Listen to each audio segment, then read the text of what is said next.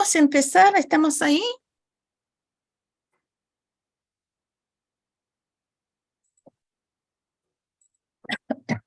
Bueno, ¿se recuerdan que cuando empezamos el cuatrimestre hablamos de los ejes conceptuales y los nodos problemáticos? Precisamente la idea es que vamos a trabajar tres ejes conceptuales.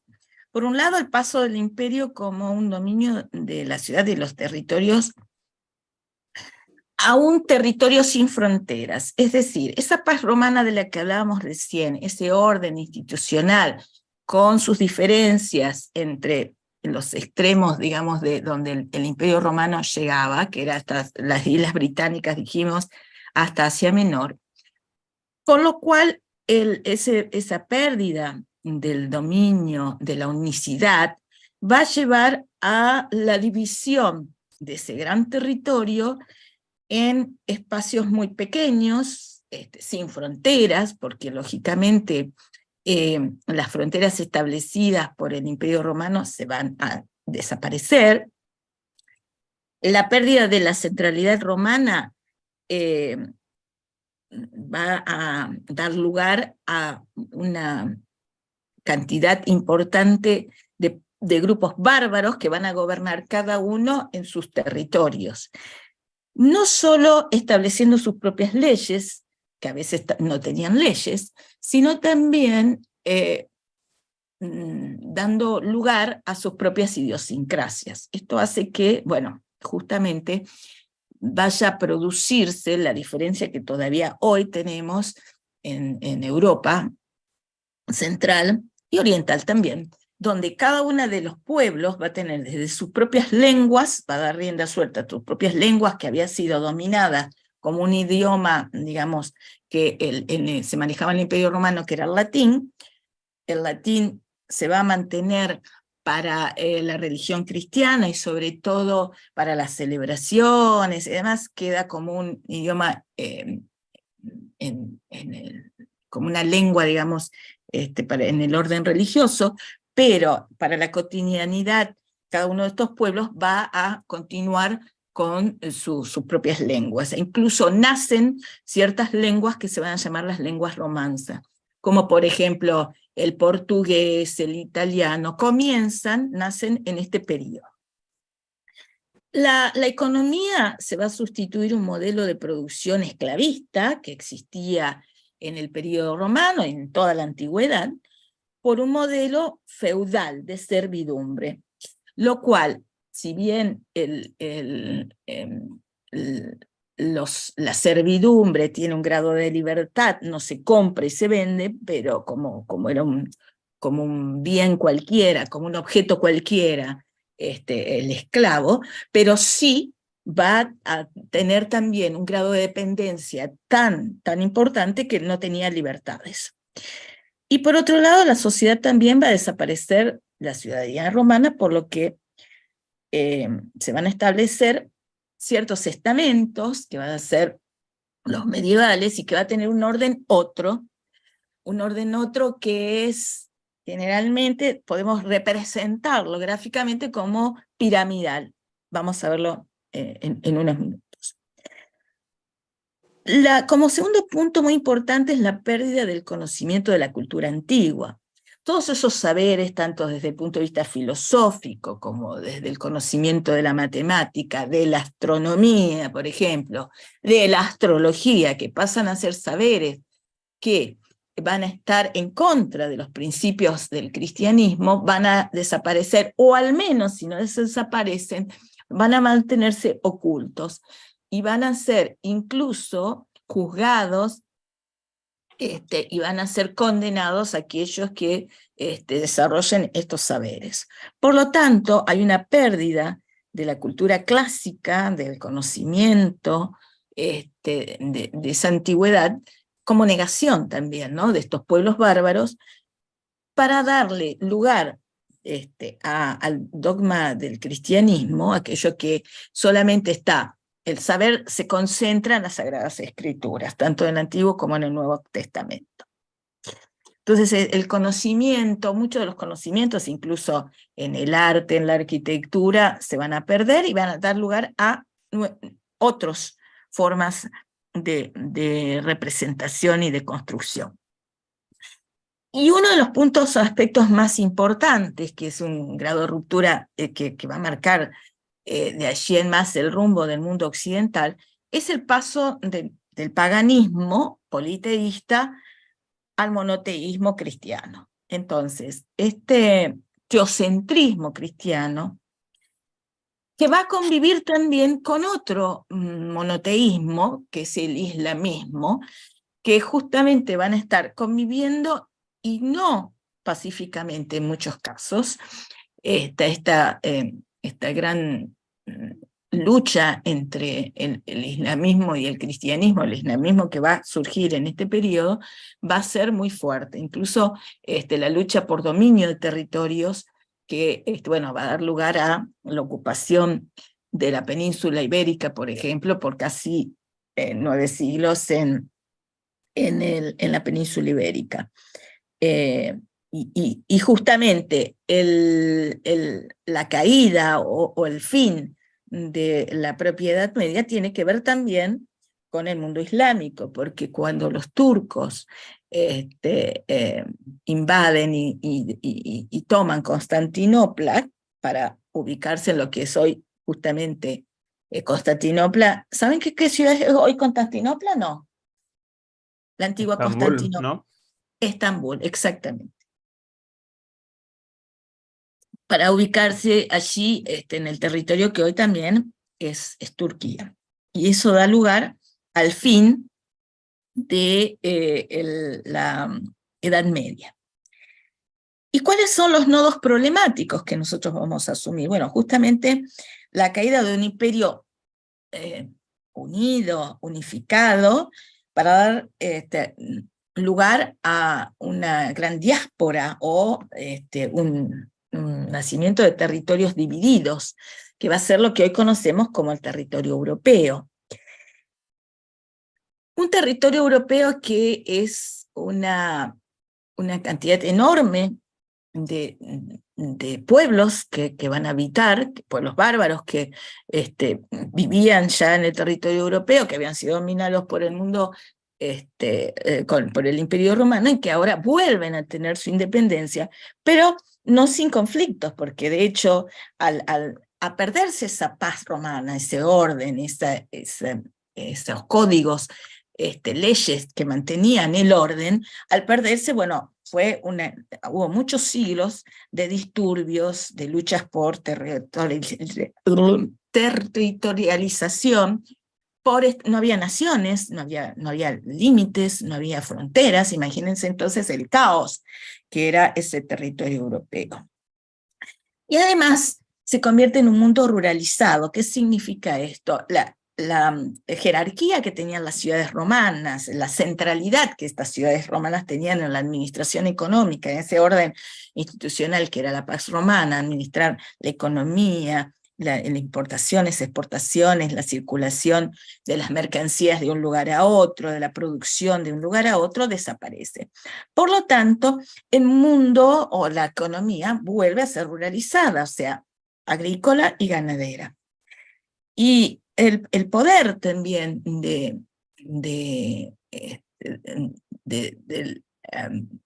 ¿quién lo iba a tener? Aquellos que tuviesen mayor cantidad de tierras, porque el poder estaba justamente en la explotación de esas tierras. Entonces, aquel que tuviese mayor cantidad de tierras, aquel que más poder económico y político iba a tener. También va a haber una transformación en cuanto al desarrollo de la escritura, de la conservación de la escritura de alfabeto latino, sobre todo reducido prácticamente a los monasterios, a los espacios religiosos, el desarrollo también de un arte que va a estar muy vinculado incluso con las Sagradas Escrituras, porque de hecho la producción de artística o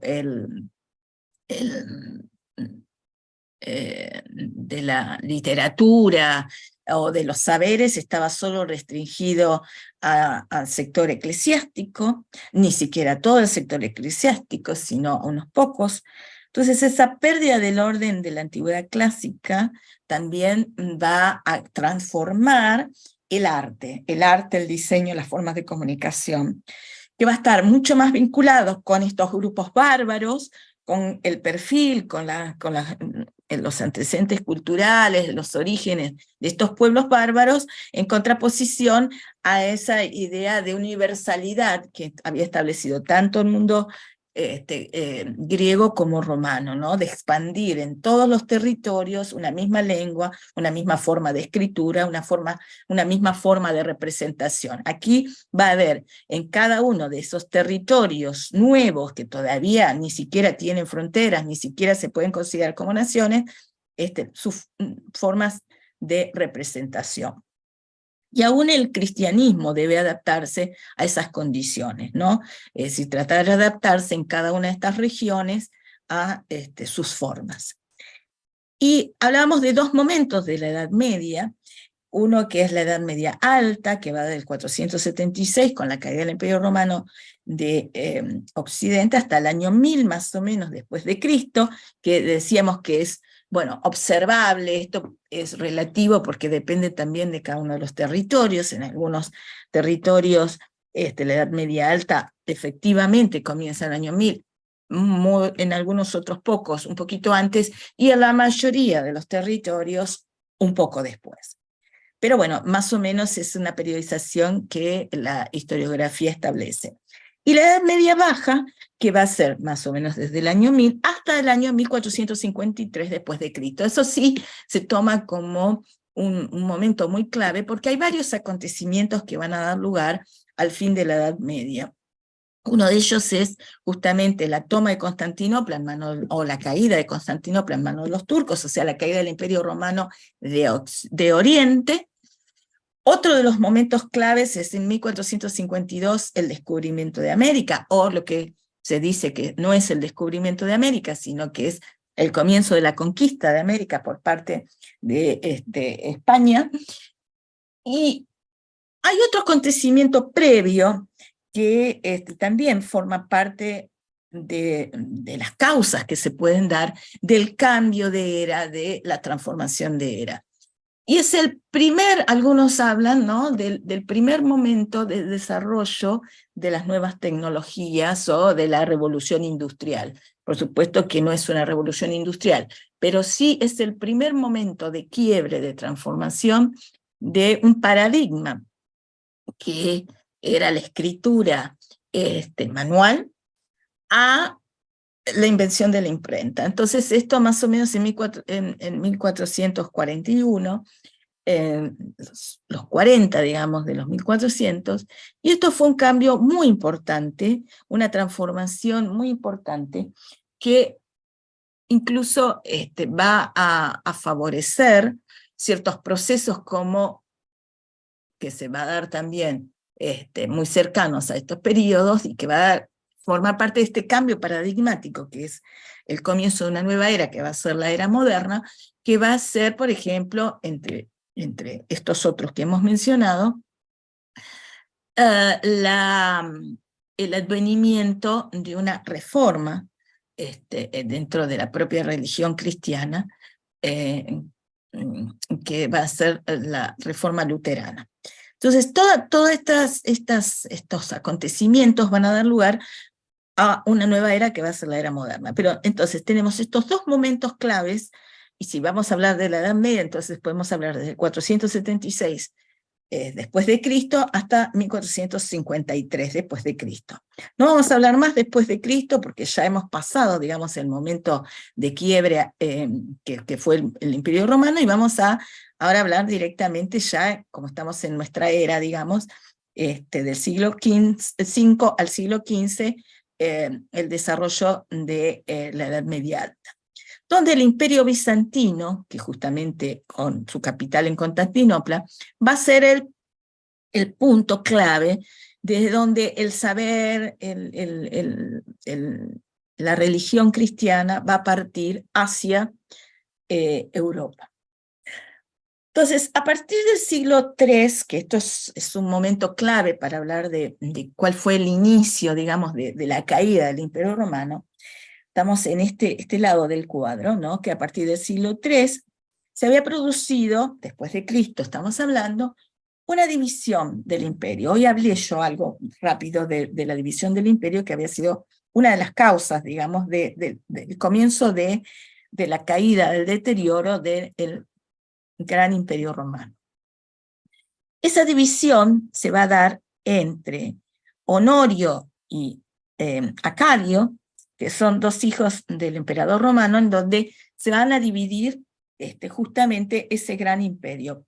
¿Por qué? Bueno, por todos los problemas internos y disputas de poder. Entonces, lo que se pierde de algún modo es el control político de ese gran imperio que se va debilitando por los factores de sostén que justamente es la superestructura imperial romana, y que lógicamente tiene que ver con los grandes ataques o el crecimiento o la llegada de algunos pueblos bárbaros. Algunos hablan de los hunos como uno de los pueblos más beligerantes que venía del centro de Asia y que justamente habían debilitado mucho el borde oriental del territorio del Imperio Romano, pero también el debilitamiento dentro del propio imperio, que había sido el crecimiento del cristianismo. Entonces, esas invasiones externas, estamos aquí, en este lado del cuadro, y las guerras civiles dentro del propio imperio habían producido ese decaimiento. Los germanos también desde el norte avanzaron, y si no avanzaban, impedían el avance de propio ejército romano. Entonces fueron los grandes pueblos, los germanos en el norte y en oriente, o en el lado oriental europeo, los hunos, que fueron los pueblos más fuertes, los que más lucha le presentaron, digamos, al Imperio Romano. Entonces, esta caída del Imperio Romano de Occidente determinó esta ruptura, entonces, de la paz romana, ese despliegue o ese resurgir de los pueblos bárbaros en cada uno de los territorios que habían ocupado por siglos, donde ese desarrollo económico romano va a perder jerarquía, va a perder fuerza, y se van a ir generando nuevas formas de organización territorial, como va a ser, por ejemplo, el feudalismo. El feudalismo, que va a ser los modos de organización que van a lograr establecer el orden institucional europeo, que de hecho de allí derivan las monarquías, y que, bueno, este sábado vimos justamente la coronación de Carlos III, que es una de las monarquías que todavía, sabemos que Europa son monarquías parlamentarias, monarquías republicanas, pero todavía monarquías al fin, que todavía desde la Edad Media hasta nuestros días han sobrevivido. Entonces, el Imperio Romano Occidental, cuando se divide, va a tener ya no a Roma, porque bueno, Roma había tenido problemas de saqueos y había tenido dificultades importantes, va a ser Rávena, ¿no? Ubicada también en la península itálica, la capital, y en Constantinopla va a ser la capital del Imperio Romano de Oriente. Esa división del Imperio Romano que habíamos hablado en el 395, que con la muerte de Teodosio, que era el padre de Honorio y de Arcadio, bueno, de Arcadio,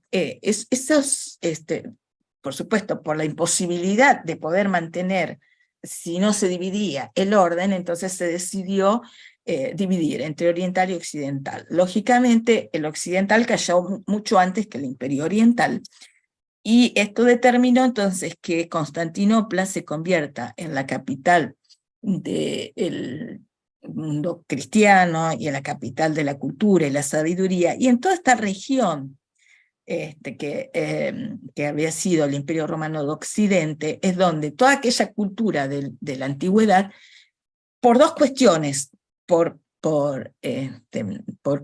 querer olvidar ese momento del dominio del Imperio Romano, pero también por lógica, al ser pueblos que no eran cultos, que no tenían conocimiento, no tenían los saberes que sí tenía el Imperio Romano, bueno, se fueron debilitando y fueron desapareciendo con el tiempo.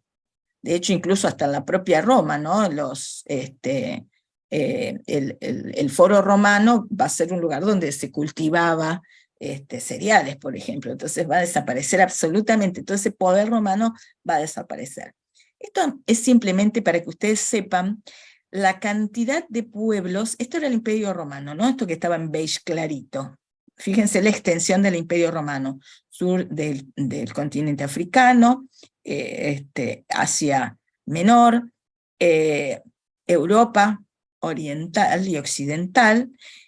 Eso era el Imperio Romano. Y todo lo que está en marrón más oscuro eran, bueno, los territorios de donde provenían todos los pueblos bárbaros, los anglos, los frisones, sajones, francos, suevos, burgundios, alamanos, que eran los pueblos germánicos, vándalos, visigodos, ostrogodos, los hunos, es decir, en todos pueblos que fueron penetrando en ese imperio romano, porque lógicamente buscando, eran pueblos todavía nómades, muchos de ellos, hasta que se fueron estableciendo en distintas regiones, y estos pueblos fueron los que fueron debilitando paulatinamente el poder. Con la muerte de Teodosio, justamente que hablábamos de esa división del imperio entre Honorio y Arcadio, la división desde el punto de vista lingüístico también va a tener una importancia muy importante, porque tanto el latín como el griego, que habían sido las lenguas que habían dominado, las escrituras de que, bueno, los textos filosóficos, los textos de matemática, de geometría, de álgebra, etcétera, provenían del mundo griego, y muchos de los textos que tenían que ver con las leyes y hasta los propios de las Sagradas Escrituras estaban en latín. Entonces, las lenguas que se vivían sobre todo en el mundo oriental, tenían que ver con el arameo y el copto, que era un egipcio demótico. ¿Y cuáles eran los países donde se hablaban esas lenguas? Por ejemplo, el arameo en Siria, Palestina, Mesopotamia, y el copto en Egipto. Pero fueron lenguas que también fueron arribando al territorio europeo y que convivieron todas esas lenguas. Entonces, fíjense el periodo caótico, las diferentes lenguas, que por eso fueron surgiendo de estas mezclas, digamos, estas hibrideces, procesos de hibridación entre las lenguas cultas, digamos, del latín y el griego, con lenguas que eran originarias de los pueblos que vivían en el mundo oriental. Y la hibridación también con las lenguas originarias de los otros pueblos bárbaros. Entonces, no había una lengua que todos compartieran, o por lo menos se fue perdiendo el uso del latín, salvo para los textos cultos, que podríamos decir, o religiosos.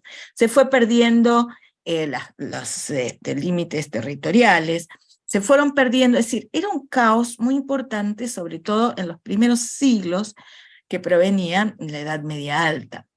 Y en cuanto al arte, se va a dar el arte bizantino, que sobre todo, por supuesto, se va a desarrollar en el Imperio Romano de Oriente, y el arte bárbaro, con influencias sobre todo de dos pueblos a los que nosotros más trabajamos. No es que son los únicos, pero sí nos interesa trabajar con la influencia celta y con la influencia visigoda, que nos referimos a los códices que vamos a ubicar en las islas británicas, por un lado, de origen celta, y los pueblos como la península ibérica, donde vivían los visigodos, o que habían ocupado los visigodos. Y ya en la Edad Media Baja vamos a hablar de dos momentos muy importantes, que es como el románico y el gótico, ¿no? Que tanto en el arte como en la escritura van a tener sus representaciones, sus formas. ¿Hasta ahí vamos o vamos complejizando medio el tema? Entonces, cuando hablamos del Imperio Bizantino, va a seguir perviviendo un tipo de orden, una organización de gobierno que lógicamente deviene del mundo romano. Había ciudades que lógicamente tenían mucha herencia del mundo griego y el mundo romano. Y también había un legado cultural, artístico, que tenía que ver con un código romano que se va a convertir en el código Justiniano, que es uno de los emperadores. Justiniano, la religión va a ser un cristianismo ortodoxo, no como lo conocemos nosotros en la actualidad. Se va a conservar el alfabeto romano, y con la lengua, el latín, todo lo que sean textos sacros y filosóficos o del saber. Y va a haber un legado artístico que va a tener que ver con la arquitectura, la pintura y las representaciones en mosaicos, por ejemplo, que va a ser muy importante. Fíjense ustedes lo que es durante el siglo VI, ya con el imperio de Justiniano, hasta dónde se va a extender el territorio del imperio romano. Pero también vamos a ver que se va a empezar a desarrollar un fuerte desarrollo del mundo islámico, que va a ir tratando en principio de apoderarse, de hecho lo fue haciendo, del sur de la península ibérica, del norte de África, para luego ir expandiéndose y llegar a conquistar Constantinopla, que está aquí. Bizancio, entonces, ya para el año 1000 se había reducido a estos territorios. Piensen ustedes que estamos hablando ya del cambio de la Edad Media Baja a la Edad Media, no, perdón, de la Alta a la Baja. Se había reducido ya para el año 1000, y de algún modo desde el punto de vista de las representaciones, desde el punto de vista del arte, el primer período el arte y el diseño va a estar muy vinculado tanto con el mundo romano como estos antecedentes, esta memoria cultural que habíamos hablado de las representaciones del paleocristiano, ¿no? Y por ejemplo, en lo que refiere a la arquitectura, los primeros templos parten incluso de un templo toscano, un templo romano, digamos del mundo romano, al que se le agregan elementos como, por ejemplo, estos ábsides, que son como pequeñas capillitas internas, y este acceso, y se van adaptando templos antiguos o incluso paganos para la cristiandad. Mientras que va evolucionando el arte cristiano, sobre todo en el mundo romano, del Imperio Romano Oriental, en donde habíamos dicho que las técnicas justamente orientales y de origen Mesopotamia, como el mosaico, la policromía, con estas representaciones figurativas donde la imagen, en este caso el detalle de la emperatriz Teodora y su corte, o las figuras del emperador Justiniano, o las escenas de las Sagradas Escrituras, la figura de un Cristo Pantocrátor, que aquí está, aquel juzgador, en este caso también entronizado con las Sagradas Escrituras. Es decir, son códigos que se van a ver repetidos en casi todas las representaciones, ¿no? Es decir, el Cristo juzgador, Pantocrátor, que establece el bien y el mal, que está bien y que está mal. Está entronizado, sentado en el trono con sus discípulos, en este caso no con sus discípulos, sino en este caso con los 4 evangelistas, o sea, aquellos quienes redactaron el Nuevo Testamento. Esas sagradas escrituras en su mano izquierda y su mano derecha, aquella que juzga, escenas bíblicas que aparecen a lo largo de todos los, en este caso la iglesia de San Vitale, en Rávena, y también, por supuesto, en Constantinopla, que es la sede, lo que hoy se conoce como Santa Sofía, que en realidad hoy es una mezquita, bueno, hoy tampoco ni siquiera es mezquita, hoy es un eh, es un edificio, museo, digamos, pero en la antigua basílica de Santa Sofía, que luego cuando se convierte en mezquita se le agregan estos elementos que se llaman los pináculos, ¿no? En Estambul. Bueno, es uno de los grandes edificios construidos en principio de la Edad Media, en donde, bueno, algunos recursos como conocimientos, por ejemplo, de las grandes cúpulas, el conocimiento técnico del mundo romano, allí todavía se mantiene, y Santa Sofía va a ser el símbolo, digamos, del cristianismo por excelencia. Las representaciones, estas imágenes son del interior de Santa Sofía, esta imagen de Cristo, donde otra vez aparecen esos símbolos, el Cristo Pantocrátor, un Cristo con rasgos un poco más humanos, menos rigurosos, menos rígidos, pero sin embargo todos los elementos que constituyen, digamos, una figura entronada, con las sagradas escrituras en su mano izquierda, la mano bendiciendo en su mano derecha, también con una aureola de santidad, ¿no? Que también va a aparecer a partir de allí como un elemento repetitivo, esa misma aureola, esa misma... Aparece con una cruz también por detrás de su cabellera. Aparece también la barba. La barba significa, los romanos se afeitaban, los romanos no usaban barba, sí los pueblos bárbaros, sí los judíos. Entonces, esto también marca una diferencia, ¿no? Entre reconocer que Cristo no era romano, ¿no? Entonces también su origen, su etnia, está ahí presente. Los pueblos bárbaros no se afeitaban, ¿sí? Los romanos. Entonces esa es una diferencia importante. Y este Cristo Pantocrátor, todopoderoso, juzgador, es el símbolo por excelencia de el arte bizantino, y con la técnica del mosaico. Aquí no se puede ver pero si ustedes ingresan, buscan Cristo Pantocrátor o arte bizantino, van a encontrar todas estas representaciones que, a pesar de sus diferencias, porque son mosaicos de Cristo Pantocrátor que se van a dar con las Sagradas Escrituras desplegadas o abiertas o cerradas, pero fíjense que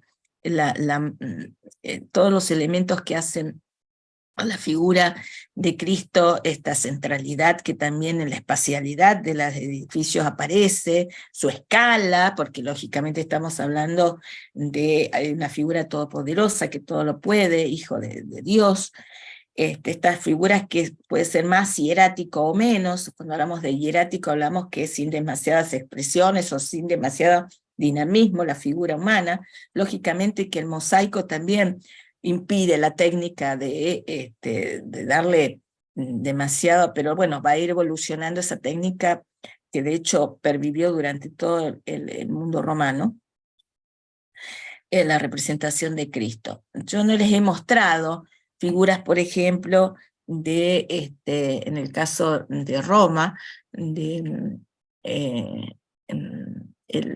uso del mosaico, pero sí durante todo el periodo se iba manteniendo. Estos son todos mosaicos bizantinos, que la mayoría son del siglo VI, pero no quiere decir que antes no había esta técnica que va a pervivir, incluso no solo en los muros, sino en los solados, ¿no? En los suelos, y que se usaban incluso hasta para la publicidad. Entonces, esa Edad Media, ¿no? Con la caída del Imperio Romano en el 476, y vamos a hablar más que nada lo que sucede en Europa, donde esta división de estos dos periodos, estamos hablando también del periodo europeo, básicamente, en donde el orden institucional se va a dar a través de lo que se llamó el feudalismo. ¿Qué es un feudo? Un feudo es una unidad socioeconómica o de producción que está vinculado absolutamente con la explotación de las tierras, ¿no? Tanto la agricultura, sobre todo, como la ganadería. Y esto implicaba, entonces, lo que les decía hoy, que el poder, ¿quién lo iba a tener? Aquel que tuviese más cantidad de tierras. Por eso la palabra o el concepto de terrateniente, ¿no? Que ahora está también, cada vez que hay elecciones revive la palabra terrateniente, que es la que se supone que el poder de las tierras están en manos de unos pocos, y en el caso de la Edad Media, a medida que, lógicamente, estos terratenientes tenían poder, tenían incluso un grupo de colaboradores, se armaban sus propios ejércitos que iban invadiendo, o iban conquistando, o iban justamente dominando a otros terratenientes, y ahí obtenían cada vez mayor poder. Bueno, ese poder que van obteniendo les iba a ir ubicando, tener mejor jerarquía, mayor jerarquía en sus grupos, y bueno, van a ser los que luego van a configurar las primeras monarquías. Esta Edad Media alta, donde lógicamente aparecen las oleadas bárbaras que van a ir ingresando al territorio del Imperio Romano, y con su caída van a ocupar, van a ser las que van a ir evolucionando y van a ir quedando a cargo de distintos territorios. Los grupos germánicos, sobre todo en el siglo XV, los musulmanes en el siglo VII, que van a estar en Europa hasta, fíjense ustedes, la caída de Granada, que va a ser también en 1453, desde el siglo VII a 1453, que van a ocupar casi toda la península ibérica, y luego con el advenimiento de los reyes católicos van a ir pudiendo reducirlos hasta que su caída se dio en 1453. Y también otros grupos que venían del norte, como los vikingos. Bueno, ustedes si vieron la serie, está bien, también es ficcionada, pero bueno, si ustedes han visto en Netflix la serie Vikingos, ¿la han visto?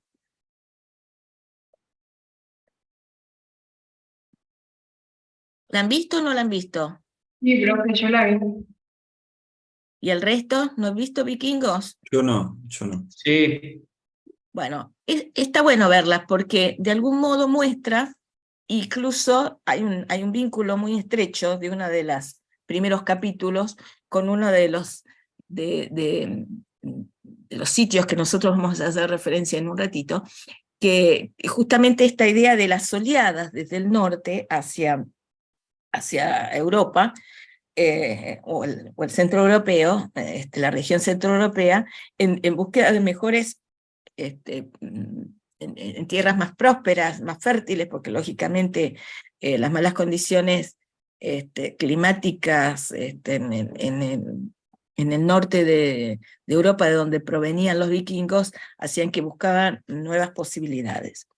Ese territorio va a ser un mundo ruralizado, es decir, las ciudades van a desaparecer como tal, el poder de las ciudades van a desaparecer como tal, y tanto el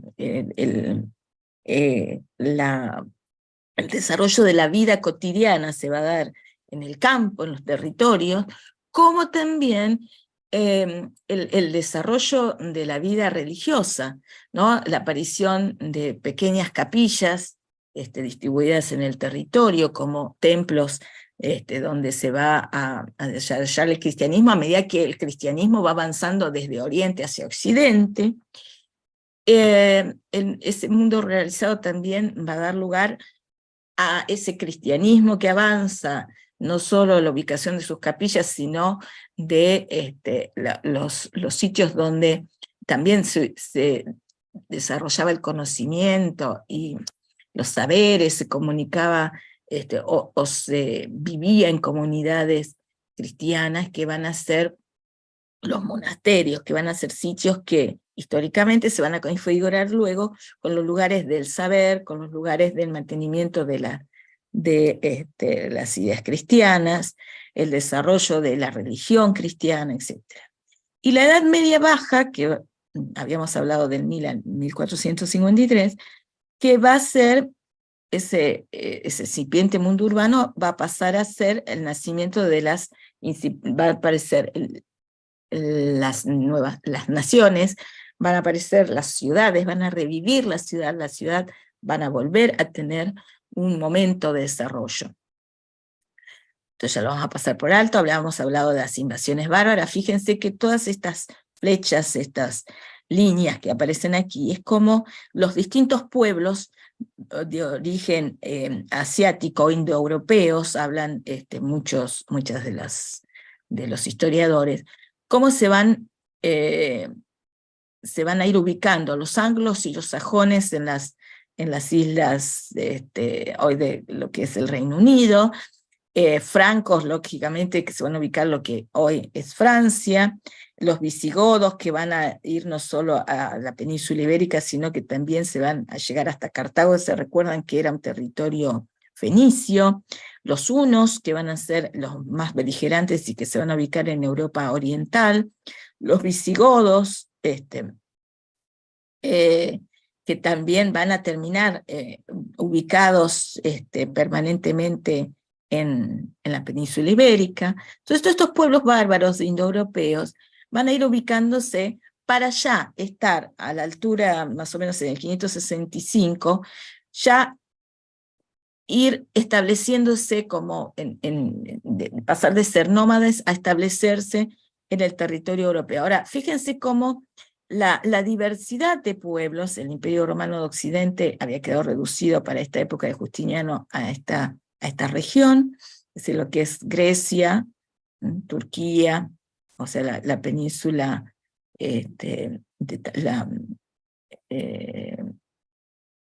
hoy es Turquía, parte de Egipto, y los distintos pueblos se fueron ubicando en el territorio europeo. Y de algunos de ellos, a nosotros nos interesa básicamente entender, o sea, lo que es en general el arte bárbaro está absolutamente vinculado con el arte mueble. ¿Qué significa esto? Bueno, justamente la idea de que estos pueblos, al ser nómades, todo el valor que tenían no lo tenían en las tierras, sino que lo tenían en las joyas, en los elementos que podían trasladar consigo. Entonces, ese arte bárbaro va a ser un antecedente muy importante para el diseño medieval y que justamente tiene que ver con el origen de cada uno de estos pueblos. En este caso, bueno, un brazalete de arte lombardo que se van a ubicar en el norte de Italia, una fíbula visigoda, que estamos hablando de territorios de la península ibérica. Yo dije Italia, en realidad Italia no existe como tal, sino diríamos la península itálica. Y todas las características de este arte bárbaro en general eran abstractos. Los bárbaros todavía eran politeístas, o eran paganos al menos, es decir, no creían no eran cristianos, sí fueron siendo convertidos a medida que desde Oriente venían las hordas, digamos, evangelizadoras, no hordas, podríamos decir, los grupos evangelizadores, mejor, las hordas eran bárbaras, los grupos evangelizadores que venían desde Oriente. Era arte geometrizado, fíjense que aquí no hay, excepto, por ejemplo, qué sé yo, esta cabeza de león, pero no hay demasiados elementos que podríamos decir figurativos. Entonces ese arte era estilizado, geometrizado, y que, bueno, fueron muy buenos orfebres, trabajaban muy bien los metales, porque eran el tipo de técnicas y de oficios que eran trashumantes, o sea, también podían ejercerse, se podían desarrollar sin necesidad de estar estabilizados en un solo lugar. Entonces, la mayoría de los objetos metálicos con piedras semipreciosas, muy ornamentados, eso también le daba la jerarquía al objeto, con algunas técnicas como por ejemplo esta fíbula visigoda que trae consigo y este otro brazalete, lo que era la técnica del cloisonné, que esa técnica del cloisonné era un esmaltado alveolado, ¿no es cierto? Y con cada uno de estos espacios, fíjense que tiene es una especie de ave, ¿no? Que tiene trabajo en bronce y esmalte. Y la división para poder armar estos esquemas, estos diseños, estaban trabajados con el metal, y este principio, esta técnica, en realidad, cuando veamos la Edad Media baja, vamos a ver que se va a convertir en un principio que va a ser parte del diseño de lo que llamamos hoy los vitrales, ¿no? Los vitraux, que va a ser reemplazado, por ejemplo, en vez de bronce, el plomo. Pero también, fíjense, y otra de las técnicas y otros de los elementos, esta cuestión del entrelazo, ¿no? Es otra de las formas, además de abstractas, de el gusto, la estética, que van a desarrollar estos artes bárbaros. Las fíbulas, que eran elementos más que decorativos, no existían los botones, entonces había que sostener las capas, los abrigos, y era una especie de alfiler de gancho, diríamos hoy, ¿no? Que podían soportar y podían atar o podían sostener los abrigos para el invierno. Entonces, todo este arte bárbaro, y sobre todo el arte celta, que eran muy buenos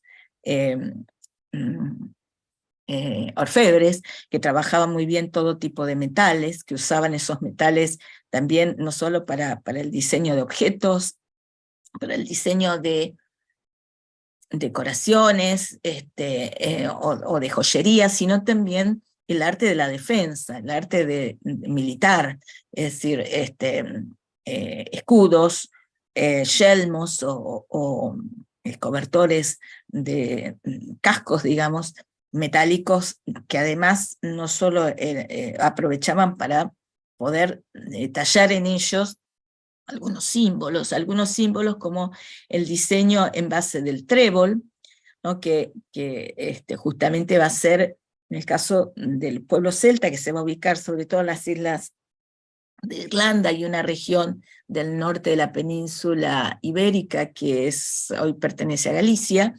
El trébol va a ser uno de los símbolos que ya desde estos pueblos bárbaros va a figurar, pero fíjense que también la idea del entrelazo, algunos hablan de latiguillos, como si fuesen serpientes entrelazadas, que son símbolos tribales. Bueno, aquí otra vez el trébol, la figura del trébol, o algunos figuras como monstruos o leones alados, que también van a ser elementos que van a simbolizar, luego van a ser adoptados por la propia cristiandad.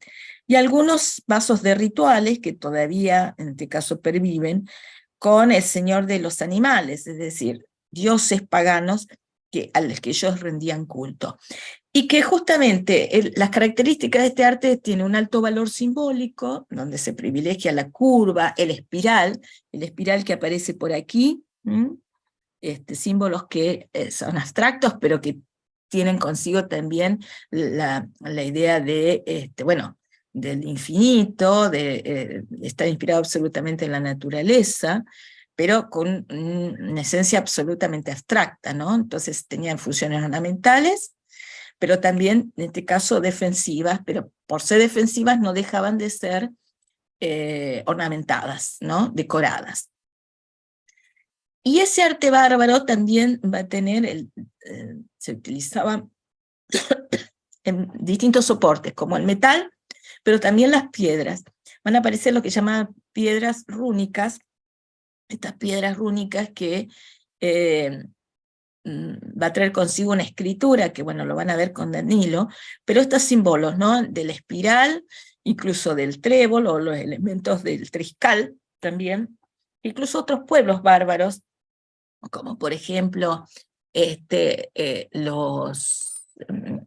el territorio de la península ibérica, eh, de los que desciende el propio profesor Zunzunegui, el pueblo vasco sigue teniendo estos símbolos como elementos, como símbolos de su propio pueblo. Esa edad media alta, habíamos hablado que, bueno, tenía un orden, ese orden generalmente se lo representa como forma piramidal. ¿Por qué? Porque, bueno, de esa confusión, digamos, territorial, más o menos en el siglo VIII comienzan a establecerse las primeras naciones, empiezan a establecerse, estos grupos se van a estabilizar, se van a ordenar, y ese orden feudal, en donde estos señores que van a ser los que tienen el poder político y económico, porque son los grandes terratenientes, tenían a su cargo los siervos de la gleba, que eran los trabajadores del campo, los cuales no poseían esas tierras, sino que las trabajaban, y todo lo producido se lo debían otorgar, se lo debían dar al señor,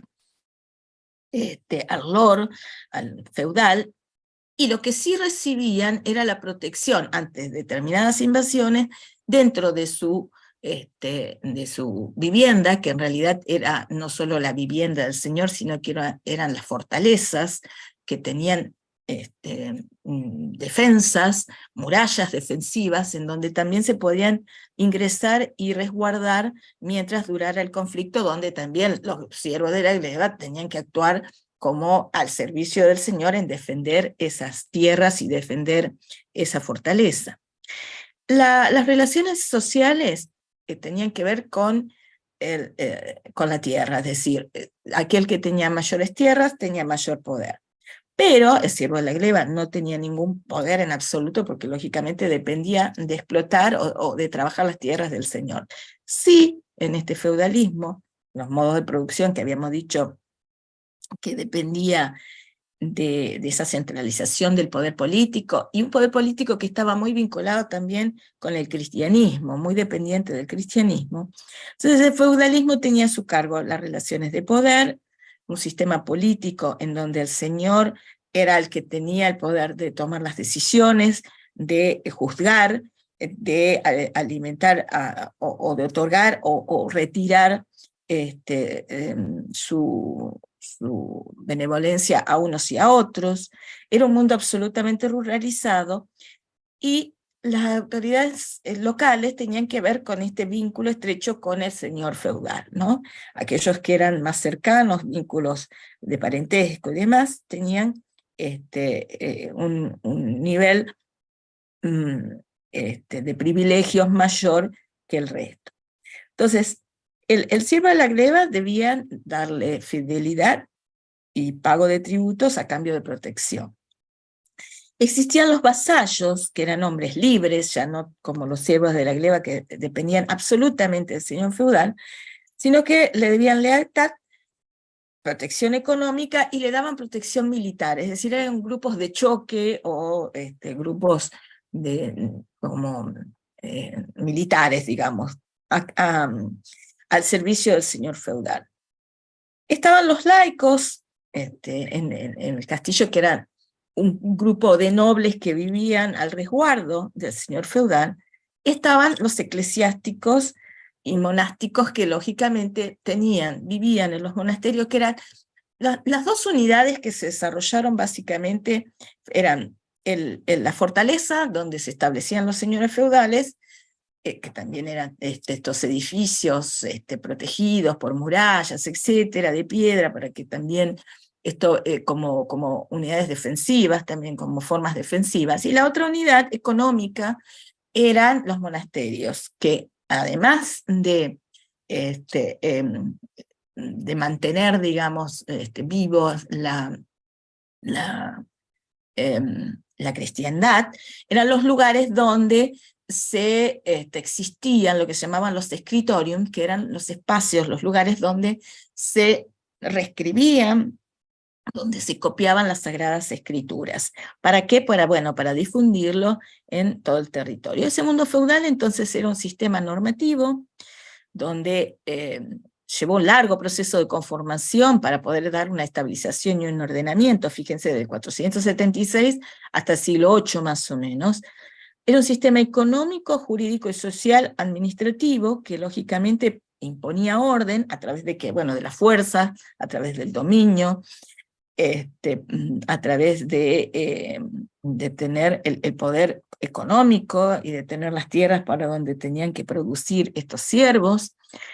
Y ese orden feudal también estaba muy vinculado con el orden cristiano, es decir, basados en la fe cristiana, muy vinculados con el poder religioso, y ese predominio del mundo rural se sostenían, digamos, tanto la iglesia con el señor feudal y viceversa. Es decir, era un orden bastante establecido a partir de la religión. Y van a aparecer esas nuevas naciones, habíamos dicho, del siglo VIII. Pero lo que pervivían todavía dentro de este periodo en la Edad Media Alta, eran, habíamos dicho, la fortaleza del castillo, donde estaba el señor feudal, donde los vasallos también estaban allí, vivían, y donde se refugiaban los siervos de la gleba cuando algo sucedía. Esos siervos de la gleba estaban vinculados con pequeñas aldeas, que lógicamente es donde vivían mientras trabajaban esas tierras. Y había en esas aldeas también quienes vivían, aquellos que tenían un determinado oficio, un herrero, un carpintero, que eran los únicos que estaban exentos, digamos, de la protección del señor feudal. ¿Por qué? Porque tenían un oficio y eso les permitían excindirse de tener que trabajar sus tierras. Ese artesano, ese herrero, ese carpintero, con sus herramientas, eventualmente se podía trasladar de un lugar a otro y trabajar en otro feudo. No era necesario estar solamente al servicio de un señor feudal. Entonces estos artesanos y comerciantes van a ser los primeros que van a independizarse y van a ubicarse, van a generar lo que se llamaron los burgos, es decir, establecerse en un área determinada. Los comerciantes también, a través de sus mercados, sus producciones o lo que se producía en el campo, se iba a ir de aldea en aldea comerciando una vez por semana en cada una de las aldeas, como si fuese una feria, ¿no? Eran mercados ambulantes que iban a tener ciertas libertades. Entonces van a ser los dos grupos económicos y sociales que se van a escindir de la fortaleza, de ese sitio que estaba fijo, y van a establecerse en las ciudades existentes, aquellas de origen romano, o aquellas también que fueron surgiendo en los caminos, digamos, de peregrinación. Yo les decía que esa ruralización hizo que había determinados templos ubicados en el territorio, en el campo, en los cuales, lógicamente, en algunos de ellos, se adoraban, se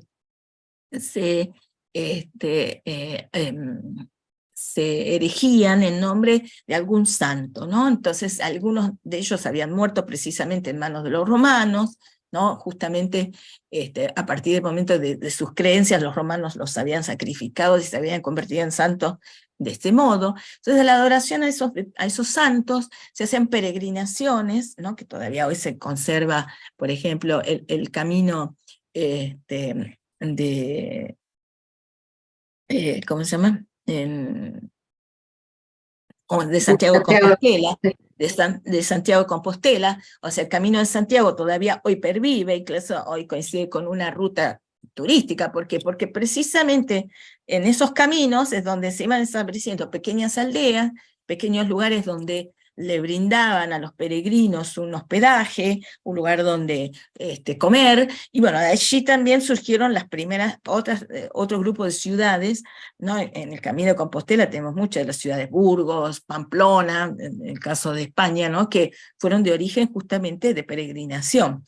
Entonces eran tanto los artesanos y comerciantes como estas que se establecían en las antiguas ciudades romanas o en aquellas que se generaron a partir de esta actividad, de estas rutas. Y en el caso del monasterio, que era otra de las unidades económicas y de poder que ya no tenía que ver con el clero, perdón, con los nobles y con el señor feudal, sino que tienen que ver con el clero, que también se organizaba de modo piramidal a través de los distintos rangos, digamos, estaban los obispos, los abades, los sacerdotes y los frailes que tenían menos poder, y eran centros de actividades culturales donde yo les decía que estaban los escritorios, donde se copiaban los antiguos textos y donde además las Sagradas Escrituras, y también tenían su organización, el trabajo en el campo, donde tenían labradores y pastores que trabajaban, o sea, eran frailes, eran creyentes, pero que tenían un rango menor que se ocupaban de la producción para el mantenimiento de esos monasterios, donde todavía se conservaba a través del conocimiento, digamos, un poder que, bueno, que también fue muy importante para poder ubicarse, digamos, políticamente o para poder convivir y tener un poder a medida que fueron avanzando las primeras monarquías que se fueron dando a partir del siglo VIII. Entonces esos monasterios, ¿no?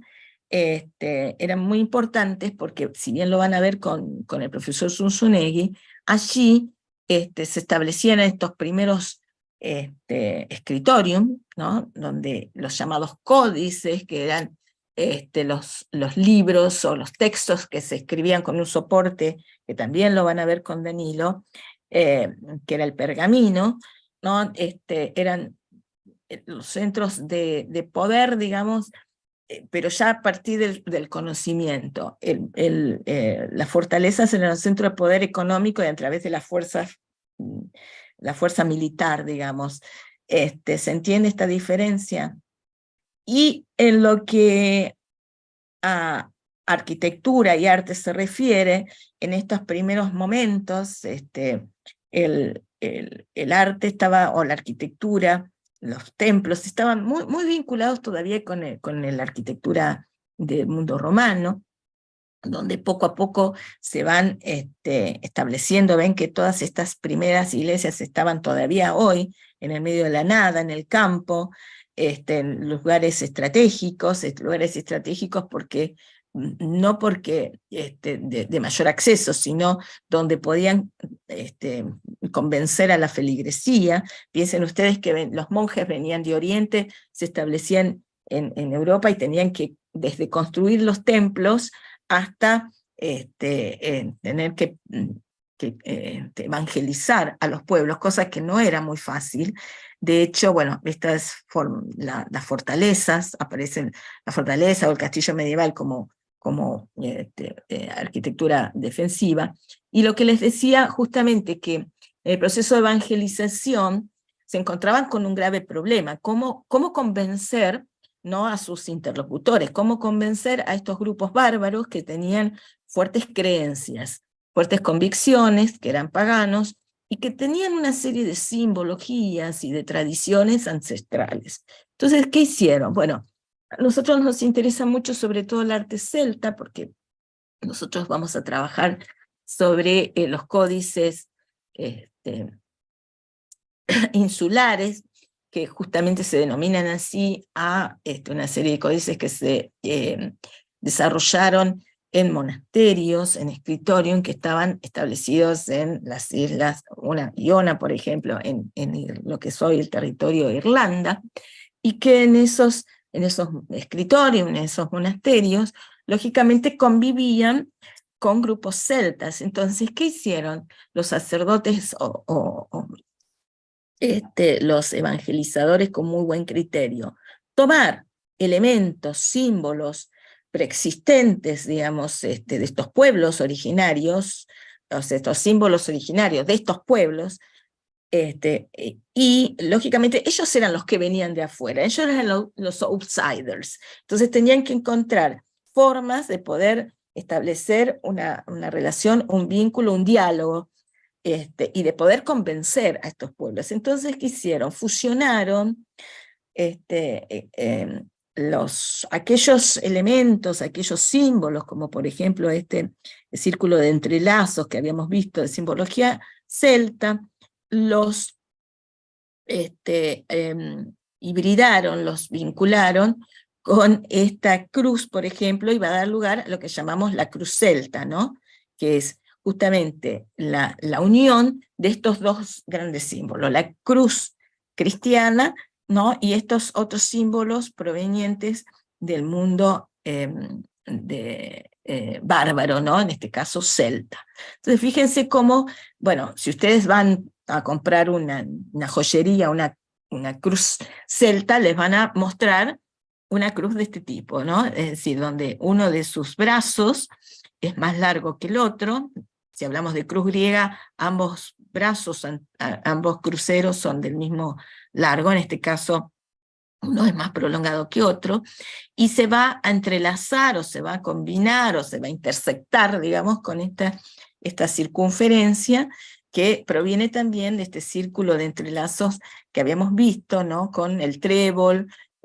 Son todos estos elementos, estos símbolos que podían reconocer los propios celtas, que se habían ubicado, bueno, habíamos dicho, en Irlanda. También hay una región en lo que es hoy Austria, que se llama Hallstatt, que es una de las salinas más importantes en el mundo medieval, antiguo y medieval, donde había también un asentamiento celta muy importante, o sea que estaban distribuidos en otras regiones.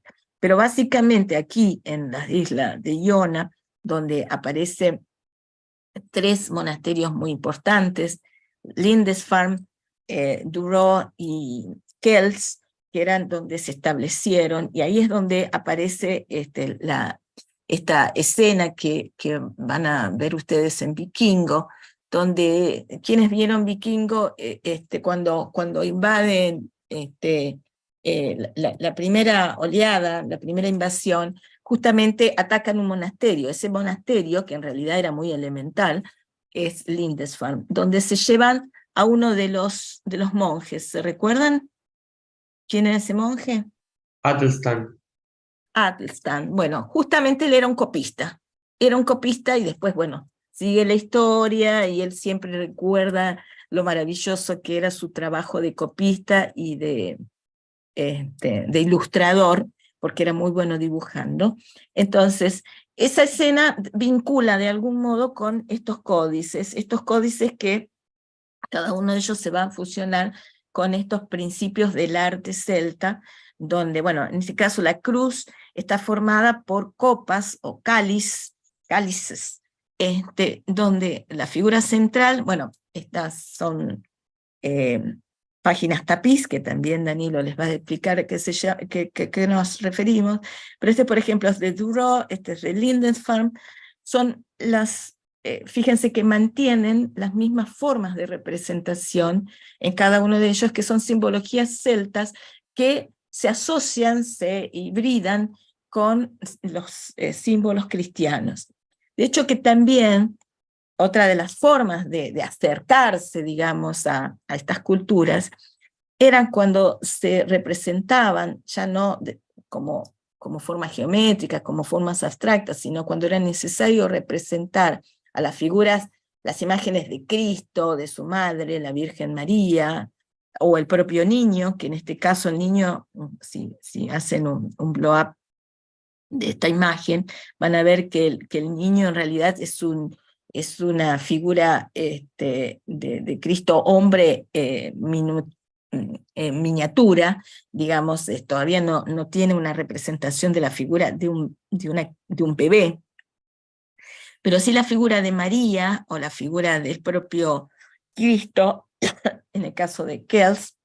Vamos a ver que, bueno, Cristo, además de su barba, que se aprovecha esta situación de su de su barba o de su cabellera para encresparla, para dar esa sensación también de entrelazo o de figura de serpenteante. Fíjense que es un Cristo rubio, y lo mismo María, o más pelirroja María en este caso, porque esto es como una cofia y esta es unas trenzas medias rojizas, y ojos claros. ¿Ustedes creen que Cristo pudo haber tenido esos rasgos? No, no, no. No porque su origen era semita, no porque su origen es de Asia Menor. ¿Por qué creen ustedes que representaban a Cristo y a María con cabellos rojos y ojos claros? Por las características propias de esa etnia, ¿no? Perfectamente, entonces, era para poder que puedan entender que Cristo podía ser cualquiera de ellos, o María, la Virgen María, esa madre perfecta, inmaculada, pura, virginal, podía ser cualquiera de esas mujeres celtas. Entonces era la única forma Generar empatía, ¿no? de darle una empatía, pero más que empatía, poder identificarse con esas imágenes, ¿no? Porque la empatía, bueno, es hacia el otro, pero en este caso es poder imaginarse uno ser María, ¿no? Entonces era poder ponerse en el lugar de, si Sí, bien la empatía también tiene que una ver con, cuestión más de comunicación que de empatía, cómo poder llegar a claro, ese poder, pueblo con otra cultura, claro, por acercarse eso es que, a ese imaginario. gracias, Ana, perfecto, porque, o sea, el tomar símbolos propios de la propia, de ese grupo pagano, de esos propios, de los celtas o de otros grupos bárbaros, era justamente, nosotros tomamos los celtas, pero esto sucedió con todos los grupos, nada más que, bueno, tenemos la suerte de contar en la historia. Siempre cuando dimos en introducción decíamos, bueno, la historia se construye, y se construye con que, entre otras cosas, con las fuentes, con los documentos, y tenemos la suerte de contar con 3 maravillosos documentos, como estos 3 códices, de los cuales hay millones de códices, pero estos 3 maravillosos códices que nos permiten entender estas lógicas que usaron para evangelizar. No significa que sean los únicos, pero bueno, esto con la idea de la comunicación, cómo me comunico, cómo me puedo dirigir a esa comunidad y cómo puedo convencerlos, porque no era solamente que me entendieran, sino convencerlos, evangelizarlos y convertirlos de un paganismo al cristianismo. Entonces, eso es muy importante, ¿no? Era fundamental, porque esa era la función, el rol que cumplían estos grupos evangelizadores que fueron avanzando desde Oriente hacia Occidente. Y otra de las cuestiones que fueron muy importantes y que lo vamos a ver repetidas por lo menos en varios de los códices, en muchos de los códices, y todavía hoy siguen siendo formas de representación de los 4 evangelistas. Saben ustedes que el Nuevo Testamento se escribió por 4 evangelistas, ¿no? San Mateo, San Juan, San Lucas y San Marcos. Bueno, justamente en la Edad Media es donde se escoge estas formas de representación tan antiguas como la Mesopotamia, de las tetramorfías, o el Pantocrátor, pero en este caso estos 4 evangelistas van a ser representados de distintas formas. San Mateo como humano, porque bueno, este es San Mateo, porque San Mateo era el más filosófico de todos el más culto de los 4 evangelistas, y por eso es que esas características hace que Mateo se represente con una figura humana alada, por supuesto, porque lógicamente se lo convierte como en un ángel, ¿no? Y en el caso de San Juan, como un águila que se recuerdan ustedes que era aquel ave que polinizaba en Mesopotamia el dátil, que era el fruto más característico de esa región, ¿no? Y eso caracterizaba también lo más elevado, lo más profundo del pensar de Cristo, porque, bueno, San Juan era el más comprometido aparentemente de los evangelistas. San Lucas con un toro. ¿Mm? ¿Por qué? Bueno, porque San Lucas caracterizaba el sentimiento de Cristo y también con una bravura, una fuerza física, fuerza bruta. Y en cuanto a San Marcos, el león, porque muestra la fuerza y la voluntad de Cristo. O sea, cada uno de ellos que de algún modo tenía que ver no solo con el perfil de los evangelistas, sino cómo ellos operaron, cómo ellos transmitieron las enseñanzas de Cristo. Que los cuatro, ¿no? En sus lecturas, que yo los otros días les decía, en una de las clases les decía que, bueno, que se alternan en la cristiandad para el año litúrgico, ¿sí? Cállate, ponete a... Pero estoy desayunando. Bueno, perdón, hay alguien que dejó el Pero, micrófono Boquita. encendido. No, yo no quería. Bien, gracias. Entonces, esas cosas pasan.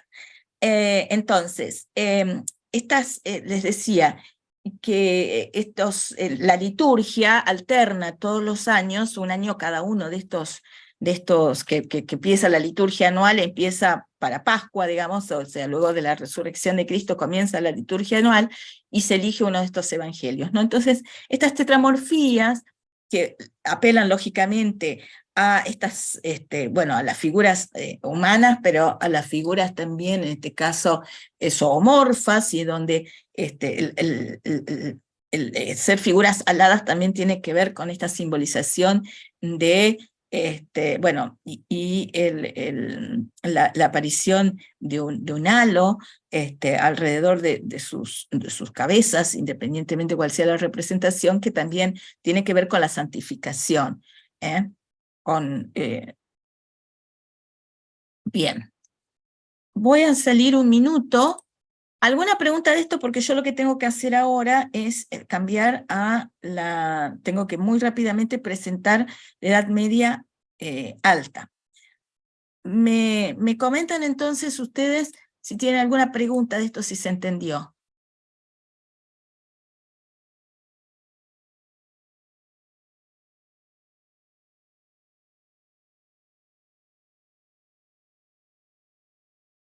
¿Hola? ¿Están ahí? ¿O se me cortó? No, si Oh, se por ahora escucha. no. Aprovecho a reiterarles, Claudia, que porque hoy, justo cuando lo dije, no habían terminado de ingresar todos, que en el aula, si ustedes ingresan, se supone que van llevándolo en paralelo, tienen accesible toda la bibliografía específica de la Edad Media, y aparte hay una serie, no solo los ebooks de la parte de producción y demás, sino que tiene una serie que está como material complementario, y son unos videos que si bien hay varios, ustedes están más habituados, mírenlos aunque sean en velocidad acelerada, pero son una serie de videos, hay 5 que son justamente reproducciones produciendo todos estos ejemplos de códices, desde el pergamino hasta lo que es la parte de iluminación, que es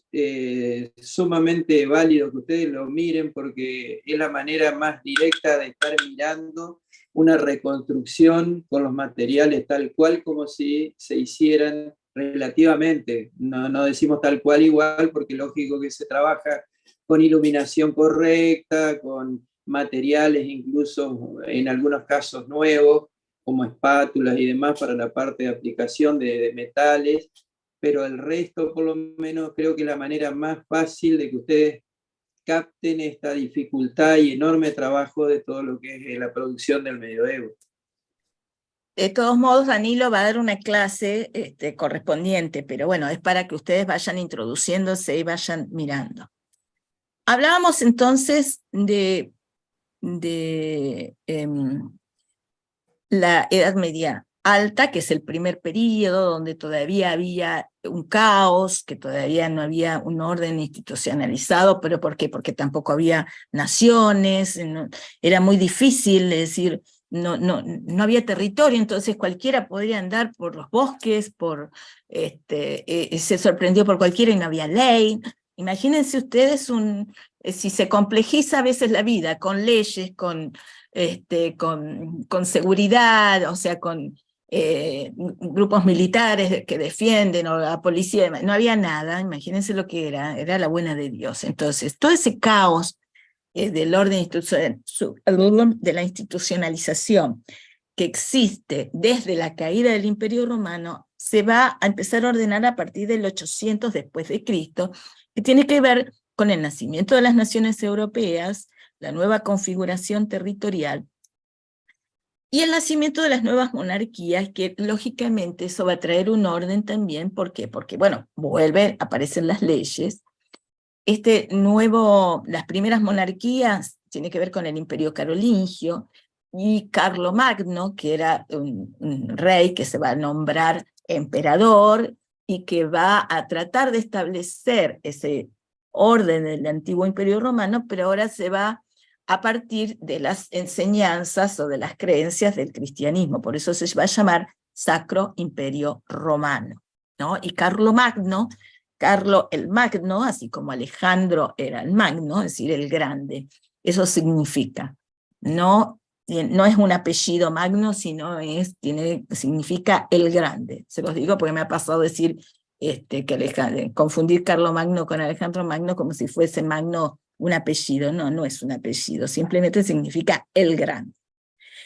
La Iglesia también, como institución que estuvo siempre presente en la construcción de esa Europa y su relación con los poderes políticos, es decir, la monarquía dependía absolutamente de la Iglesia. ¿Por qué? Porque estas monarquías, al declararse los reyes como herederos de sangre, y esas monarquías eran ungidas por Dios, entonces era muy difícil discutir. Se recuerdan que desde la antigüedad también existía esta cuestión de que si Dios lo ungía, le otorgaba ese poder que era indiscutible. Si el poder se lo dan los hombres, piensen ustedes cómo nosotros podemos sacar o destituir o lo que sea con aquellos que elegimos nosotros como hombres sobre nuestros gobernantes. Es decir, tenemos el poder de ponerlos y de sacarlos a través, por supuesto, Dios quiera que siga existiendo estas formas, a través del voto, de la elección,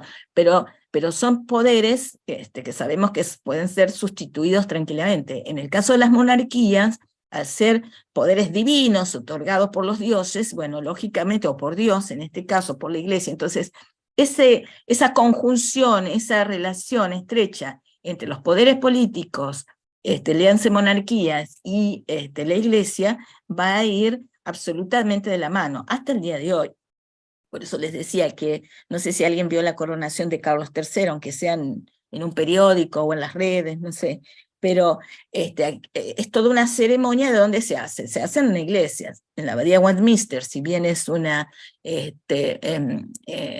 son cristianos, pero es la iglesia anglicana. De todos modos, sigue siendo el poder religioso el que corona al rey. Aún hoy en siglo XXI, imagínense, en aquel momento. Bueno, como esta es cuestión de la institucionalización, Carlomagno va a ser el que intenta recuperar la cultura antigua. Tiene ese valor de recuperar la cultura antigua. Por eso la idea de Imperio Romano, nada más que sacro en este caso. ¿Por qué? Porque dentro de un orden de la cristiandad. Entonces estas instituciones van a generar, por un lado, los monasterios, que se van a desarrollar también como centros de enseñanza, donde ya excede muy, muy lentamente a el conocimiento por parte de aquellos que estén por fuera de la institución religiosa. Todavía la enseñanza no va a ser, el conocimiento no va a ser democratizado. Falta mucho para que se democratice el conocimiento, pero de todos modos hay un lugar que sabemos donde se concentra ese saber, donde para eso recomiendo El nombre de la rosa, el libro de Umberto Eco, o pueden ver también la película, que si bien tiene sus reinterpretaciones, pero también es muy interesante de verla. Y la contribución también del cristianismo al conocimiento y a la cultura, porque es de la mano del cristianismo donde el saber comienza a incorporarse nuevamente, y que van a formar a esos pueblos paganos o expaganos, pero bárbaros, que no tenían el conocimiento que sí tenía el mundo romano. Y esa lucha por imponer el poder espiritual es necesario, por eso esas alianzas muy fuertes con las monarquías. La Iglesia nunca fue tonta en este sentido, siempre necesitaba el poder, y quienes tenían el poder militar, el poder económico, bueno, las monarquías, o sea, primero los señores feudales, y luego esos señores feudales, cuando se convierten en amos y señores de sus territorios, se van a convertir en reyes, ¿no? Y eso, ahí es donde aparece este orden institucional, que son las monarquías, que van a llegar a un punto de absolutismo en el siglo XVII, que va a caer para dar lugar a otra era, que es la era contemporánea. Pero dejemos esto de lado, y donde la ciencia solo respondía, ¿no?, a los conocimientos que tenían que ver con la Iglesia, con ese poder instituido por el mundo religioso. Pues el saber estaba concentrado en sus manos. Entonces, aquellos que preservaban en algunos casos algunos saberes de la antigüedad, o algunos saberes que provenían también de los propios paganos, o de los propios grupos bárbaros, porque bueno, tenían conocimiento empírico. Entonces los conocimientos empíricos, como por ejemplo, qué sé yo, el conocimiento de sanaciones, o de conocimientos medicinales, hierbas que podían curar y demás, deberían mantenerlos ocultos, porque era hasta peligroso, y podían ser condenados por brujería. Entonces toda esa cuestión del alquimismo, no sé si habrán escuchado hablar del alquimismo. Los alquimistas eran aquellos que tenían ese conocimiento empírico, y que se había transmitido de generación en generación, sobre que, bueno, sobre las hierbas, sobre medicamentos, sobre formas de curación, etcétera, etcétera, y que lógicamente iban en contra del saber establecido que tiene que ver con las Sagradas Escrituras, con la cristiandad. Entonces, bueno, ese fue un momento bastante difícil para la evolución del conocimiento y del saber. ¿Y cuáles son los nudos problemáticos? Bueno, la consolidación de la cultura europea, es decir, Europa nace en el siglo VIII, básicamente, ¿no?, con el inicio de las primeras monarquías, y sobre todo Carlomagno, que Carlomagno, cuando recupera, tiene el valor de recuperar el conocimiento y el saber de la antigüedad, establece una forma nueva le va a otorgar, digamos, otro perfil a la comunicación visual, va a establecer escuelas, y va a establecer sitios para la reproducción de determinados saberes, que va a ser fundamental. Entonces, y otra de las formas, o de los momentos cruciales para poder entender que estamos hablando de otro paradigma y de otro momento, cuando hablamos de la Edad Media Baja, es el renacimiento de la ciudad, ¿no?, de las ciudades, la sociedad urbana. Las ciudades que ya no van a ser aquellas antiguas ciudades romanas, que ya no van a ser las antiguas ciudades griegas, diseñadas, creadas, ¿no?, entre el Cardos y el Decumanos, y esta cosa del orden, como la ciudad de la cuadrícula, sino que van a ir resurgiendo y van a ir adaptándose y van a ir creciendo. Casi los urbanistas odian esta expresión, pero yo creo que es la única que se puede entender como espontáneamente, ¿no? Es decir, van construcción tras construcción, aldeas que se van a convertir en ciudades, y esto implica que esa ciudad, que hoy podemos reconocer como la ciudad medieval, gótica, de calles muy angostas, que eran prácticamente pensadas para el peatón, porque ni siquiera a veces pueden pasar carruajes, o para atravesarlas a través de los medios, o sea, a caballo, es decir, unas ciudades que tenían calles muy estrechas, donde lúgubres, sin demasiada iluminación, sin demasiada ventilación, pero bueno, se fueron desarrollando casi que espontáneamente, y Otro de los elementos muy importantes es el desarrollo de los códices como una de las formas de arte y de diseño. Y estos dos artes que se fueron dando, primero el arte románico, que depende de la región, se puede ubicar entre el siglo X, XI y XII, y el gótico entre el XIII, el XIV y el XV. Algunos territorios no llegaron a desarrollar el arte gótico. En Italia o la península itálica casi que pasó sin pena ni gloria el gótico, salvo algunas regiones como en la Lombardía, que pertenecía no a lo que conocemos hoy como el mundo itálico, sino que pertenecía a regiones como Austria y demás. Entonces, el gótico pasó de largo. Entonces, cada uno de los países va a cambiar de acuerdo a sus características. Hablamos de la figura de Carlomagno como bueno, aquí representado por Durero, que es uno de los grandes artífices y artistas que a nosotros nos interesa. No creo hoy poder desarrollarlo para nada, pero bueno, podemos unos minutos la clase que viene.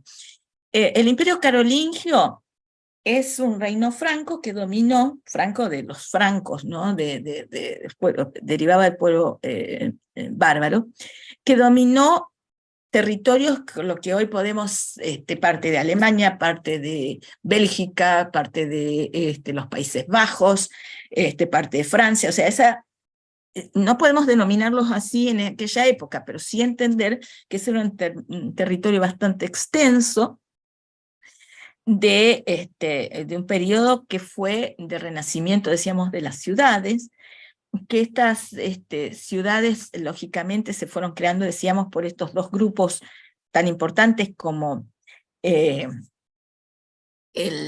los artesanos y los comerciantes, que este reino franco, el arte se denominó carolingio, y que intentaba recuperar sobre todo esa cultura antigua, pero dentro del orden de la cristianidad, donde había influencias de los misioneros que habían venido desde Oriente, o sea, tenía influencia bizantina.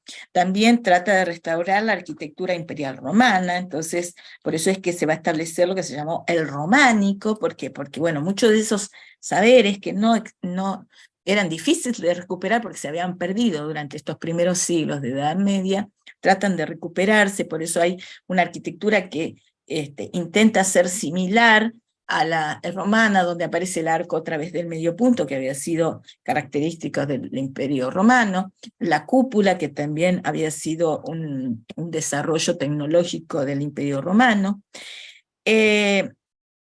Ese era un reino germánico, y también hay un periodo del arte otoniano, ¿no? Que también es una evolución de este carolingio, y en la región ibérica, que es un arte visigodo y mozárabe. Mozárabe, ¿por qué? Porque, bueno, habíamos dicho que el islamismo había ocupado desde el siglo VII hasta el siglo XV prácticamente parte del territorio del sur de la península ibérica. Entonces, que era mucho menos sofisticado, que era equivalente había una influencia del arte bizantino, por eso la iconografía del arte visigodo es muy parecida al arte bizantino, mientras que, bueno, el arte carolingio tiene más influencia del arte romano antiguo.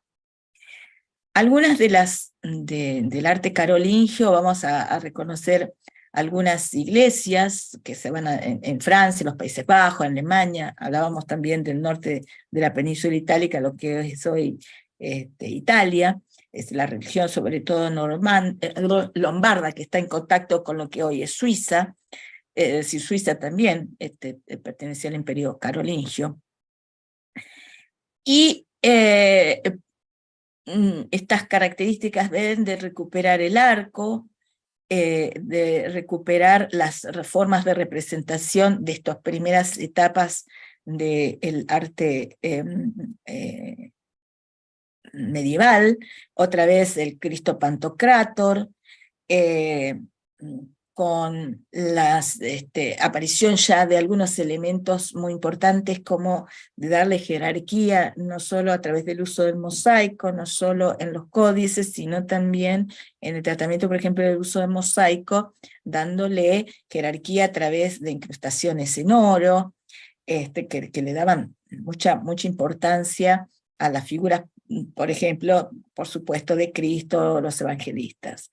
Eran todavía figuras hieráticas, con falta de expresión, mucha rigidez. Le decíamos otra vez recurrir a esta figura de Cristo Pantocrátor, Cristo juzgador, Cristo inscrito en una espacialidad determinada,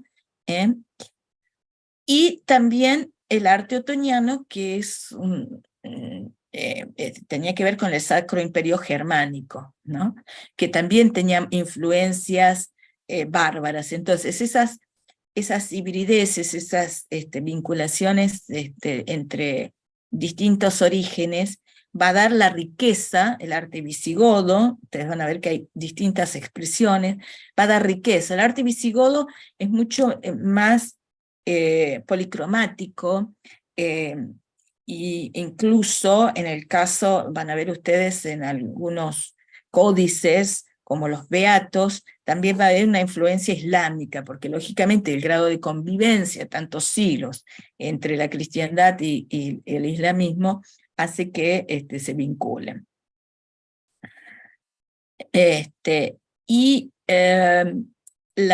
Lo que decía del mundo musulmán, ¿no?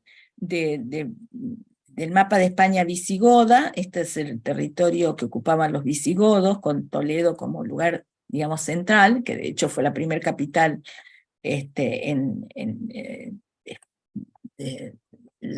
los visigodos. No podemos hablar de España, porque España, así como todos los territorios europeos, por eso los grandes conflictos que hay en Europa, y siempre entre el norte y el sur, o las Yugoslavia, que terminó totalmente una guerra civil que determinó la división de ese territorio. Todos son unidad de naciones. ¿Y esto implica qué cosa? Bueno, que convivan. En España ustedes conocerán mejor el caso, catalanes con cantábricos, con gallegos, con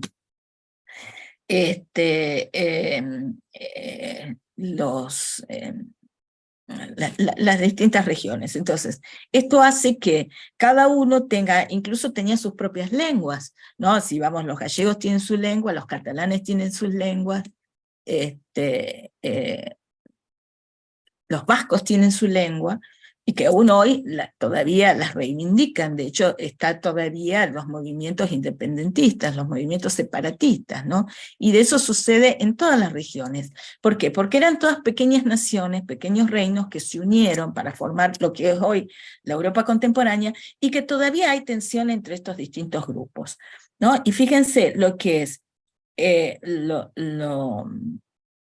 el territorio llegó a ser, en el mapa de la invasión musulmana, esto que está en amarillo, la única región cristiana. Todo lo demás que está en blanco era musulmán.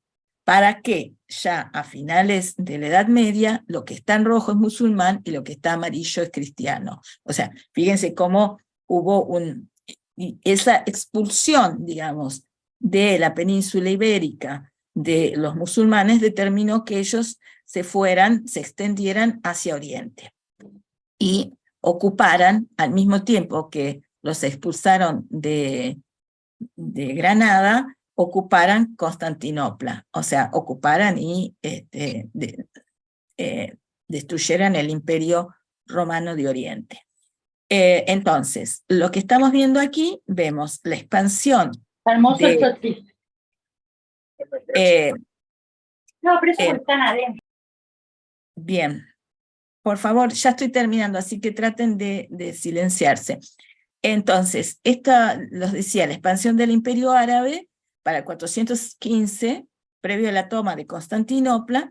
Fíjense todo el territorio musulmán, todo lo que ocupaba, ¿no? Muy extendido. Entonces, esto hizo que, bueno, fue una lucha constante también en la Edad Media, ya no tanto entre los distintos grupos, que sí, de hecho, sucedió entre los distintos grupos territorios europeos, sino que era contra los musulmanes, ¿no? Asociarse, unirse contra los musulmanes. Hay otra serie de Netflix, que no sé si está todavía, y que se pueden ver, que es Isabel, ¿no? Toda la historia de los reyes católicos, y que hablan muy bien de toda esta situación, ¿no? de lucha entre Roma, como la sede del cristianismo, apostólico romano, frente a los territorios musulmanes, ¿no? Esa lucha entre estos distintos poderes religiosos, pero que también que van de las manos de las monarquías y las alianzas y demás. Y lo que dio lugar también durante la Edad Media a lo que se llamaron las cruzadas. ¿Por qué? Porque justamente haber sido ocupada Constantinopla y haber sido ocupada en la región de lo que es hoy Palestina, Israel, por los musulmanes, determinó que, que es esta región que estamos aquí, o sea, previo a la ocupación de Constantinopla, esta región, ven aquí está Jerusalén, al ser ocupada Jerusalén por los musulmanes, bueno, fue todo una movida que se generó, varias oleadas de las cruzadas que iban, las distintas monarquías europeas enviaban cruzados para recuperar el Santo Sepulcro, ¿no? Era un modo de aquel lugar donde había estado Jesús enterrado, en donde resucitó, bueno, fueron muchas oleadas que para recuperar ese sitio que hoy Jerusalén, bueno, es un sitio que también está entre Palestina e Israel, es un medio complicado.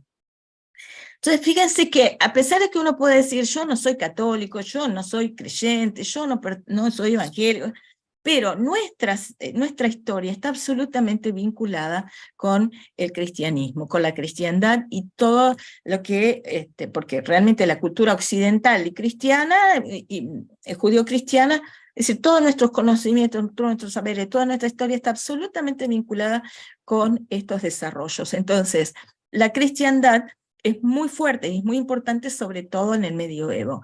Vamos a terminar por hoy, porque bueno, no puedo terminar de dar todo, pero sí por lo menos ubicamos, para poder distinguir el final de la antigüedad, dimos lugar al inicio de la Edad Media, y también al desarrollo de los dos periodos muy rápidamente. Vamos a insistir en algunas cuestiones para darle lugar al profesor Zunzunegui para la semana que viene, que también de el diseño propiamente dicho, para no extendernos más. Danilo, ¿te parece? Seguir adelante, que pierdan ellos de vista estos vínculos entre el contexto, el contexto de producción y el diseño. ¿Alguna pregunta? Yo tendría 10.000 si fuese ustedes, pero pueden preguntar las dudas que tengan.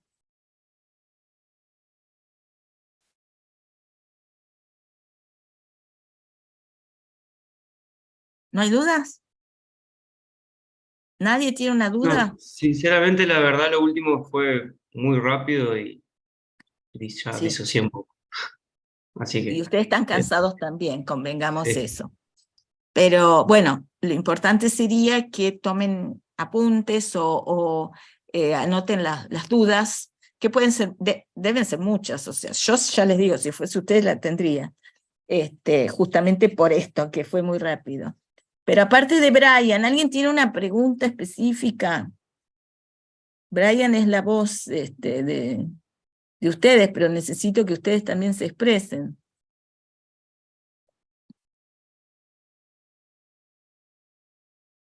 Yo no tengo duda, por mi parte. Bueno, Al me principio alegro. nomás tenía. Bien. Yo creo que las dudas también surgen cuando uno lee los textos, lee la biografía y ahí empieza a Recording enroscarse, stopped. empieza a enroscarse con todos los textos y todos los temas, ¿no? Pero nadie duda nada, ni una pregunta así rápida, aunque sea nada. Bueno, tienen que aprovechar estas instancias, gente, porque sinceramente, después los resultados, o sea, ustedes creen que entienden todo, pero después los resultados en los parciales a veces nos ponen en aviso.